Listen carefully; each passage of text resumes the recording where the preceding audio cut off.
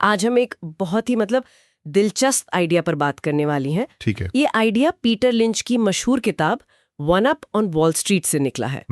Idea बड़ा simple है, लेकिन सुनने में थोड़ा सा क्रांतिकारी लगता है। क्या है वो आइडिया? ये ही कि क्या एक आम इंसान, हम और आप जैसे लोग, वाकई शेयर बाजार के जो बड़े बड़े एक्सपर्ट्स हैं उन्हें हरा सकते हैं? और ये सवाल सिर्फ थ्योरी नहीं है। पीटर लिंच कोई साधारण निवेशक नहीं थे। बिल्कुल नहीं। उन्होंने 13 सालों तक फिडेलिटी मैगेलन फंड को संभाला और औसतन 29% का सालाना रिटर्न दिया। 29%? जी हाँ, जो कि अविश्वसनीय है।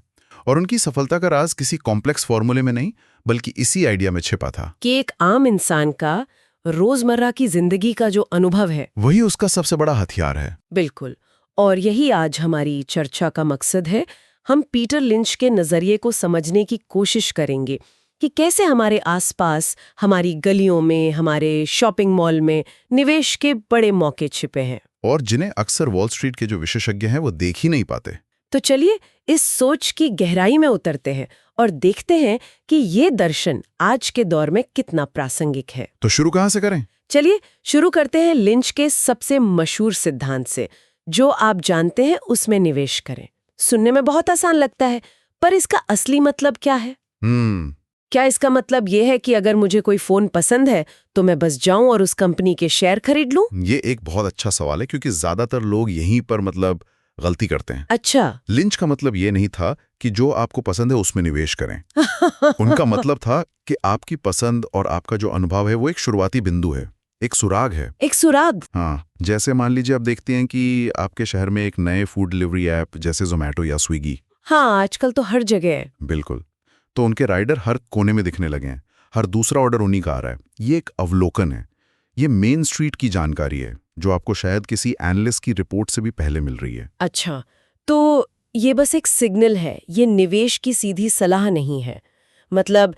ये देखना कि किस रेस्टोरेंट में भीड़ है या कौन सा ऐप वायरल हो रहा है, ये सिर्फ पहला कदम है। बिल्कुल, ये पहला दरवाजा है। और लिंच का अगला नियम इसी से जुड़ा है, जो शायद उनका सबसे जरूरी नियम है। वो कौन सा? अगर आप किसी कंपनी का बिजनेस 2 मिनट में एक बच्चे को नहीं समझा सकते तो उसमें निवेश मत करो।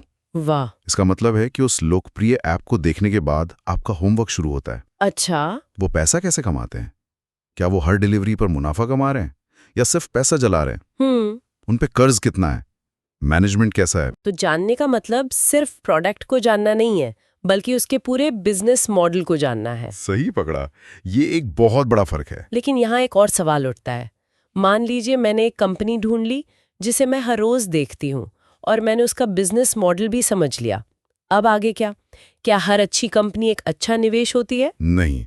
और यहीं पर लिंच का जीनियस सामने आता है। उन्होंने समझाया कि हर कंपनी का वो स्वभाव अलग होता है। हाँ। एक ही रणनीति सब पर काम नहीं कर सकती। अच्छा। इसीलिए उन्होंने कंपनियों को 6 अलग-अलग श्रेणियों में बांटा। ये एक निवेशक के लिए एक टूल बॉक्स की तरह है, जो बताता है कि किस कंपनी से क्या उम्मीद रखनी चाहिए। हाँ, ये मुझे हमेशा से बहुत दिलचस्प लगा है। चलिए इन श्रेणियों को थोड़ा और समझते हैं। पहली 2 हैं स्लो ग्रोअर्स और स्टॉलवर्ड्स। इन्हें मैं अपनी भाषा में कहती हूँ धीमी चाल वाले हाथी और पोर्टफोलियो के मजबूत स्तंभ। हाँ, ये बहुत अच्छी उपमा है। धीमी चाल वाले हाथी यानी स्लो ग्रोअर्स, वो बड़ी स्थापित कंपनियां हैं जो अब अपनी ग्रोथ की चरम सीमा पर पहुंच चुकी हैं। ठीक है। ये अर्थव्यवस्था की रफ्तार से थोड़ा ही तेज बढ़ती हैं। इनका मुख्य आकर्षण होता है डिविडेंड, रेगुलर इनकम। हाँ, ये उन निवेशकों के लिए हैं जिन्हें स्थिरता और नियमित आय चाहिए। और मजबूत स्तंभ यानी स्टॉलवर्ट्स, जैसे रिलायंस या एचडीएफसी। बड़े नाम। जी, ये भी बहुत बड़ी कंपनियां हैं, लेकिन इनमें स्लो ग्रोथ से ज्यादा ग्रोथ की गुंजाइश होती है। ये बाजार की बड़ी गिरावट में आपके पोर्टफोलियो को संभालने का काम करती हैं। ये वो शेयर हैं जिन्हें खरीदकर आप रात को चैन की नींद सो सकते हैं। और फिर आती है वो कैटेगरी जहां असली एक्शन होता है, फास्ट ग्रोअर्स यानी तेज दौड़ने वाले खरगोश। हाँ, ये छोटी नई और आक्रामक कंपनियां होती हैं जो सालाना 20-25% या उससे भी ज्यादा की रफ्तार से बढ़ सकती हैं। लिंच का मानना था कि एक आम निवेशक के लिए सबसे बड़ा पैसा यही बनता है। यहीं पर? जी, एक फास्ट ग्रोअर में किया गया सफल निवेश आपके पूरे पोर्टफोलियो की तस्वीर बदल सकता है।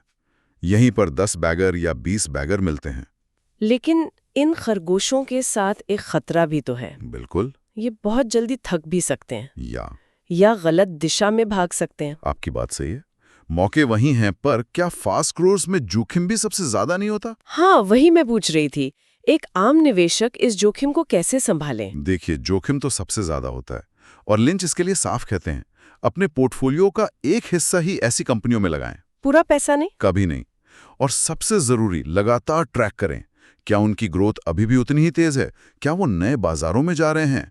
फास्ट ग्रोअर में निवेश करके उसे भूल जाना सबसे बड़ी गलती है। आपको पता होना चाहिए कि ये खरगोश कब थकने वाला है। समझ गई। ठीक है, अब अगली 3 श्रेणियों पर आते हैं जो थोड़ी अलग हैं। साइक्लिकल्स, टर्नअराउंड्स और एसेट प्लेस। साइक्लिकल्स वो कंपनियां हैं जिनकी किस्मत अर्थव्यवस्था के चक्र से जुड़ी होती है। जैसे ऑटो, स्टील, सीमेंट कंपनियां। जब अर्थव्यवस्था में तेजी होती है तो लोग ज्यादा कारें खरीदते हैं, ज्यादा घर बनते हैं। और ये कंपनियां रॉकेट बन जाती हैं। बिल्कुल। लेकिन मंदी आते ही ये सबसे पहले और सबसे ज्यादा गिरती हैं। इनमें निवेश करने के लिए टाइमिंग बहुत जरूरी है। आपको अर्थव्यवस्था के चक्र की समझ होनी चाहिए। ये थोड़ा मुश्किल लगता है। और टर्नअराउंड्स, ये मुझे हमेशा से सबसे ज्यादा आकर्षक लगते हैं। एक हारी हुई बाजी को जीत में बदलने जैसा। और ये सबसे मुश्किल भी हो सकता है। टर्नअराउंड वो कंपनियां हैं जो दिवालिया होने की कगार पर थीं, लेकिन अब वापसी कर रही हैं। तो क्या देखना चाहिए इनमें? यहां सिर्फ घाटे से मुनाफे में आना काफी नहीं है। एक निवेशक को देखना होता है कि क्या कंपनी के अंदर कुछ बुनियादी बदलाव आया है, जैसे कोई नया मैनेजमेंट, कोई नया हिट प्रोडक्ट या कर्ज में भारी कमी। बिना इन संकेतों के ये सिर्फ एक उम्मीद होती है, निवेश नहीं। एक सफल टर्न अराउंड आपको असाधारण रिटर्न दे सकता है, लेकिन 10 में से 8 कंपनियां टर्न अराउंड नहीं कर पाती। और आखिरी कैटेगरी एसेट प्लेज, ये क्या है? एसेट प्लेज वो छिपे हुए खजाने हैं।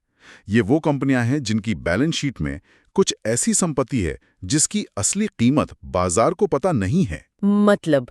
कोई उदाहरण हो सकता है उनके पास मुंबई के किसी प्राइम लोकेशन पर जमीन हो जो किताबों में 1980 के दाम पर दर्ज हो। अच्छा। या उनके पास कोई ऐसा ब्रांड हो जिसकी कीमत कंपनी की कुल मार्केट कैप से ज्यादा हो।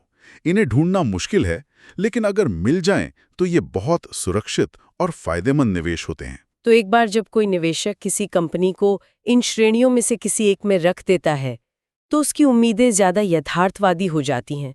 वो एक स्लो ग्रोअर से फास्ट ग्रोअर जैसी उम्मीद नहीं रखेगा। बिल्कुल। ये वर्गीकरण आपको एक स्पष्टता देता है। ये आपको बताता है कि आप किस तरह का खेल खेल रहे हैं। ठीक है, तो हमने एक आइडिया खोजा, उसे समझा और उसे एक कैटेगरी में भी रख दिया। लेकिन अब आता है वो सवाल जो हर निवेशक के मन में होता है, पैसा लगाने का सही समय क्या है? हाँ, ये $1 मिलियन सवाल है। बाजार तो बहुत ऊपर है, क्या मुझे गिरावट का इंतजार करना चाहिए? मुझे लगता है इस पर लिंच का नजरिया लोगों को चौंका सकता है। हाँ, क्योंकि ये हमारी आम धारणा के बिल्कुल खिलाफ जाता है। लिंच का एक बहुत मशहूर कथन है। कौन सा? बाजार में गिरावट का इंतजार करने में लोगों ने उससे कहीं ज्यादा पैसा खो दिया है जितना कि असल में गिरावट में खोया है। ये बात मुझे हमेशा सोचने पे मजबूर करती है। इसका मतलब है कि सही समय की तलाश में जो मौके छूट जाते हैं, उनका नुकसान असल गिरावट के नुकसान से कहीं ज्यादा होता है। इसे कैसे समझे? इसे ऐसे समझिए, मान लीजिए आप एक अच्छी फास्ट ग्रोअर कंपनी में निवेश करना चाहती हैं। आप सोचती हैं कि बाजार 10% गिरेगा तब खरीदूंगी। हो सकता है बाजार गिरे ही ना और वो स्टॉक अगले 1 साल में 50% ऊपर चला जाए। तो मैंने 10% बचाने के चक्कर में 50% का मुनाफा गवा दिया। देखिए, कोई भी आज तक बाजार को लगातार सही टाइम नहीं कर पाया है, बड़े बड़े दिग्गज भी नहीं। इसलिए लिंच कहते थे कि मार्केट को टाइम करने की कोशिश करने से बेहतर है मार्केट में समय बिताना। पर यह कहना बहुत आसान है। जब कोई निवेशक अपना पैसा 20-30% गिरते हुए देखता है तो समय बिताने का धैर्य कहाँ से आएगा? क्या लिंच इस डर से निपटने के बारे में कुछ बताते हैं? बिल्कुल। उनका जवाब फिर से पहली बात पर आता है, अपने होमवर्क पर भरोसा। अच्छा। अगर आपने एक अच्छी कंपनी में, जिसका बिजनेस आप समझती हैं, उचित कीमत पर निवेश किया है, तो बाजार की गिरावट सिर्फ एक शोर है। वो कंपनी तो अपना काम कर रही है, अपना मुनाफा बढ़ा रही है। बाजार की घबराहट की वजह से एक अच्छी कंपनी का शेयर सस्ता मिल रहा है, ये तो खुश होने की बात है, डरने की नहीं। और डर कब लगता है?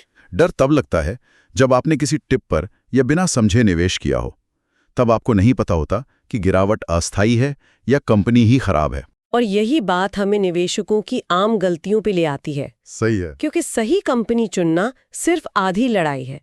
असली परीक्षा तो उसके बाद शुरू होती है। सही कहा आपने। खरीदने के बाद आप क्या करते हैं वही आपकी सफलता तय करता है। लिंच ने कुछ क्लासिक गलतियों के बारे में बताया है जो हम सब करते हैं। जैसे? सबसे पहली और सबसे खतरनाक है सुनी सुनाई टिप्स पर निवेश करना। हाँ, वो तो बहुत होता है। किसी दोस्त, रिश्तेदार या टीवी एक्सपर्ट ने कह दिया और हमने पैसा लगा दिया। ये निवेश नहीं, ये तो जुआ है। एक और गलती जो मैंने बहुत लोगों को करते देखा है वो है थोड़ा सा मुनाफा होते ही अच्छी कंपनी को बेच देना। हाँ।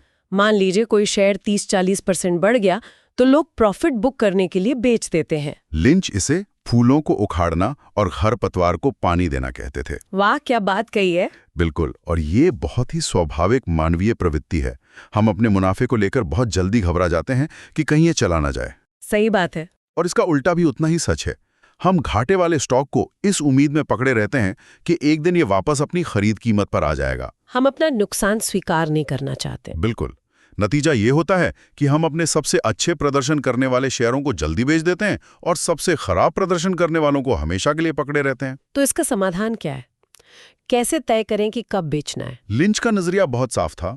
शेयर की कीमत देखकर मत बेचो, कंपनी की कहानी देखकर बेचो। कहानी देखकर मतलब क्या वो कारण अभी भी मौजूद है जिसकी वजह से आपने निवेश किया था? अगर आपने एक फास्ट ग्रोअर में इसलिए निवेश किया था क्योंकि वो हर साल 50% की रफ्तार से अपने स्टोर बढ़ा रही थी और अब वो रफ्तार 5% पर आ गई है, तो कहानी बदल गई है। हाँ, तो ये बेचने का समय हो सकता है, चाहे शेयर की कीमत कुछ भी हो। अगर कहानी बदल गई है तो निवेश से बाहर निकलिए, और अगर कहानी मजबूत हो रही है तो बने रहिए, चाहे शेयर 100% ही क्यों ना बढ़ गया हो। वाह, तो इस पूरी चर्चा का सार ये है कि पीटर लिंच एक आम निवेशक को कमजोर नहीं बल्कि ताकतवर मानते हैं। हमारे पास एक ऐसा फायदा है जो बड़े फंड मैनेजर्स के पास नहीं है। क्या? जमीनी हकीकत की समझ। बिल्कुल। बस जरूरत है अपनी आंखों और दिमाग को खुला रखने की, अपने अवलोकन पर भरोसा करने की, लेकिन उसे होमवर्क के साथ मजबूत करने की, और सबसे बढ़कर धैर्य रखने की। लिंच का एक और कथन है, बड़ा पैसा खरीदने या बेचने में नहीं बनता, बड़ा पैसा इंतजार करने में बनता है। एक अच्छी कंपनी के साथ बने रहना ही दौलत बनाने का असली राज है। तो अंत में ये सब मानसिकता का खेल है। शोर से दूर रहकर, अपनी रिसर्च पर भरोसा करके और कंपनियों को एक बिजनेस के तौर पर देखकर, ना कि सिर्फ एक टिकर सिंबल के तौर पर। कोई भी एक सफल निवेशक बन सकता है। सही कहा। और इसी सोच के साथ मैं एक आखिरी विचार छोड़ना चाहूंगा। लिंच कहते हैं, अगला मल्टी बैगर स्टॉक शायद आप पहले ही देख चुके हैं, बस उसे पहचाना नहीं है। हो सकता है वो आपके फोन का कोई नया ऐप हो, आपके बच्चों का पसंदीदा स्नैक हो, या आपके ऑफिस में इस्तेमाल होने वाला कोई नया सॉफ्टवेयर हो। तो यहाँ विचार करने के लिए एक सवाल ये है, हमारी रोजमर्रा की जिंदगी में ऐसी कौन सी कंपनी या प्रोडक्ट है जिसकी बढ़त को हम देख तो रहे हैं पर एक निवेशक की नज़र से पहचान नहीं पा रहे हैं? शायद इसका जवाब खोजने की कोशिश ही निवेश की दुनिया में पहला सफल कदम हो सकता है।